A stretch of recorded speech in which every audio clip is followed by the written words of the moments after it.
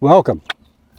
Shades of Clarity out here, yes again, one of my favorite spots, the railroad tracks and the nice construction site of the 2026 bypass that's going to go through here. I hope these trucks don't report me, nor do they cause too much noise on the outside.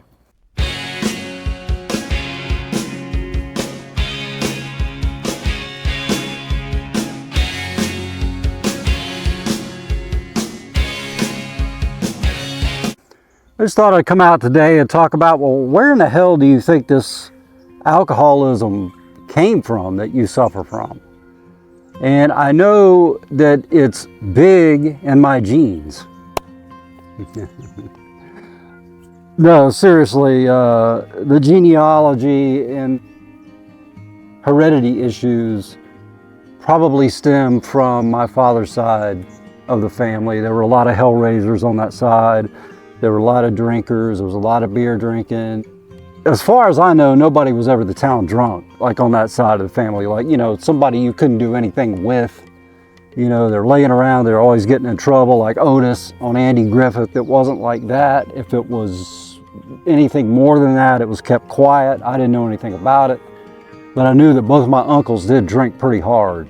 One was certifiable.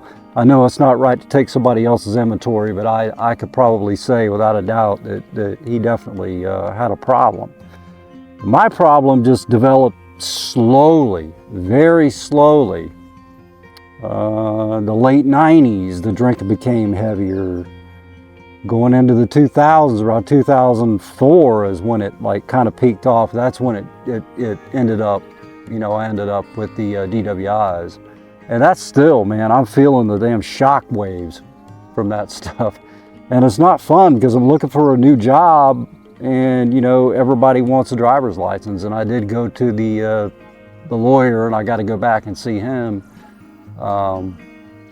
in 2 months and have that AA sponsor in tow and have my chips and everything like that. But I really don't know how it ended up the way it did, because even the last couple of relapses I had didn't last that very long, and I just don't have a taste for alcohol like I did. And I just don't have any desire to drink anymore, and I don't know if I just don't care about it anymore. I don't think about it like I did, but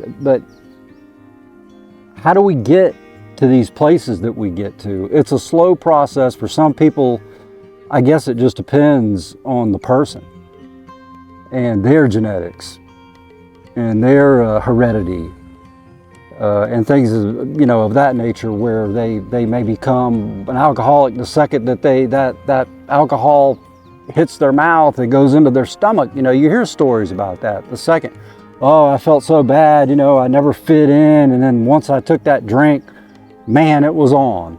That's not how it was for me. It was very, very slow. I only drank occasionally during the week and maybe a little bit on the weekends, and then it just launched from there. And then it was binge, relapse, quit, relapse, binge, relapse, same shit, quit.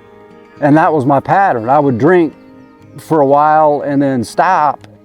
And then it became, you know, kind of, the kindling effect really started taking off. Once you binge and you quit so many times, then your receptors start to get kindled, then your withdrawal symptoms get worse, and then the time between withdrawals gets shorter, and things just get worse.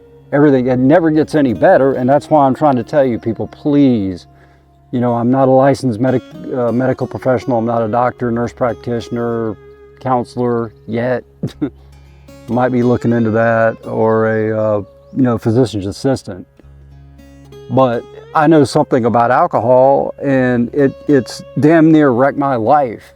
And if you keep drinking, if you insist on staying the course of drinking, then your life is going to fall completely apart, and you're going to be out on the street or either dead or locked up.